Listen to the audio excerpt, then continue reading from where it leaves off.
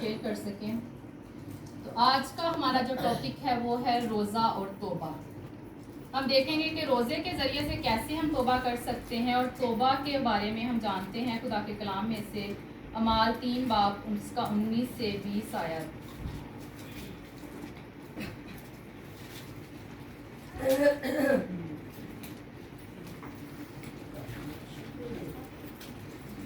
خدا کے کلام میں یوں مفہوم ہے کہ پس توبہ کرو، رجوع لاؤ تاکہ تمہارے گناہ مٹائے جائیں اور اس طرح خداوند کے حضور سے تازگی کے دن آئیں. میرے عزیزو، آج ہم خدا کے کلام میں سے دیکھیں گے کہ توبہ کے بارے میں خدا کا کلام ہمیں کیا سکھاتا ہے. خدا کے کلام میں لکھا ہے کہ بس توبہ کرو اور رجوع لاؤ تاکہ تمہارے گناہ مٹائے جائیں. میرے عزیزو، خدا کا کلام ہمیں صاف بیان کرتا ہے کہ ہمیں ضرورت ہے آج توبہ کرنے کی. اگر ہم توبہ کرتے ہیں تو پھر ہی خدا ہمارے گناہوں کو مٹاتا ہے، اور پھر لکھا ہے کہ اسی طرح خداوند کے حضور سے تازگی کے دن آئیں گے. خدا ہمیں بار بار اپنے پاس بلاتا ہے کہ اے میرے بیٹے، اے میری بیٹی، میرے پاس لوٹ آ کیونکہ میں نے تیرا فدیہ دیا ہے. لیکن آج ہم خدا کی آواز کو نہیں سنتے. خدا پکارتا ہے ہمیں، وہ اپنی باہیں پھیلائے بیٹھا ہے کہ تو میرے پاس لوٹ آ کیونکہ میں میری بیٹی ہے، میرے بیٹے، میں نے تیرا فدیہ دیا ہے. خدا ہمارے گناہوں کے لیے قربان ہوا ہے.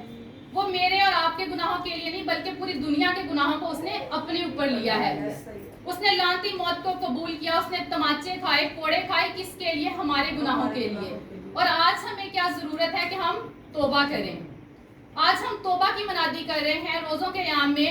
پورا سال ہم جو بھی کرتے ہیں، لیکن خدا ہمیں کیا سکھاتا ہے کہ تو روزے رکھتا ہے تو توبہ بھی کر.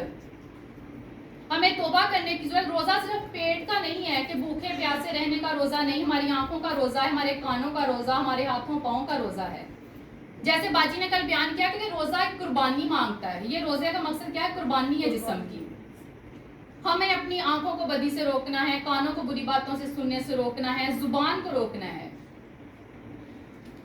ہمیں اپنی زبان کو روکنا ہے، اپنے قدموں کو روکنا ہے کہ ہم کسی برے رستے پر نہ جائیں.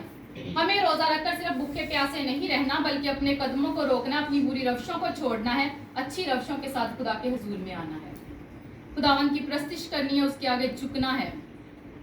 تب ہی خداوند کا کلام بیان کرتا ہے کہ تیرے گناہ مٹائے جائیں گے اور اسی طرح خداوند کے حضور سے تازگی کے دن آئیں گے. جب ہم پورا خاندان اکٹھا ہو کر دعا کرتے ہیں روزوں کے ایام میں، عام روٹین کا تو کچھ نہیں، روزوں کے ایام میں جب ہم دعا کرتے ہیں تو خدا ہمارے متفق ہونے کی آواز کو سنتا ہے. ہمیں ایمان کی مضبوطی ملتی ہے.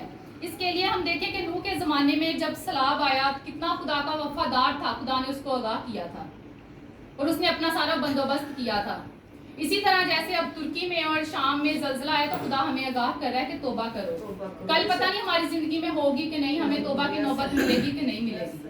یہ ہمارے لیے ایک سبق ہے جس کو ہم زندگی میں رہتے ہوئے اس کو اگنور کرتے ہیں، ہم سمجھتے نہیں ہیں. ہمیں نہیں پتا آج میں یہاں پہ کھڑی ہوں، کل ہوں یا نہ ہوں.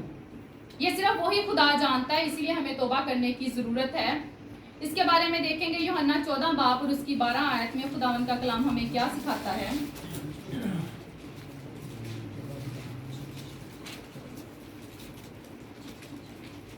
14 باب اور اس کی 12 آیات. خدا کے کلام میں لکھا ہے کہ میں تم سے سچ کہتا ہوں، جو مجھ پر ایمان رکھتا ہے یہ کام جو میں کرتا ہوں وہ بھی کرے گا، بلکہ ان سے بھی بڑے کام کرے گا، کیونکہ میں باپ کے پاس جاتا ہوں، اور جو کچھ تم میرے نام سے چاہو گے میں وہی کروں گا تاکہ باپ بیٹے میں جلال پائے. اگر میرے نام سے مجھ سے کچھ چاہو گے تو میں وہی کروں گا. میرے عزیزو، خدا کا کلام بیان کرتا ہے کہ میں تم سے سچ کہتا ہوں کہ جو مجھ پر ایمان رکھتا ہے. خدا کا کلام کہتا ہے اگر تم مجھ پر ایمان رکھتے ہو تو جو میں نے کیا ہے اس سے بڑے بڑے کام تم بھی کر سکتے ہو. خداوند یسوع مسیح کا پلہ چھو کر عورت شفا پا رہی ہے، لیکن جب پطرس ایمان لے کر آیا تھا تو اس کے سائے سے بھی لوگ شفا پاتے تھے. خدا کا کلام بیان کرتا ہے کہ اگر تم ایمان میں مضبوط رہو، ایمان رکھتے ہو تو میرے سے بڑے بڑے کام کرو گے.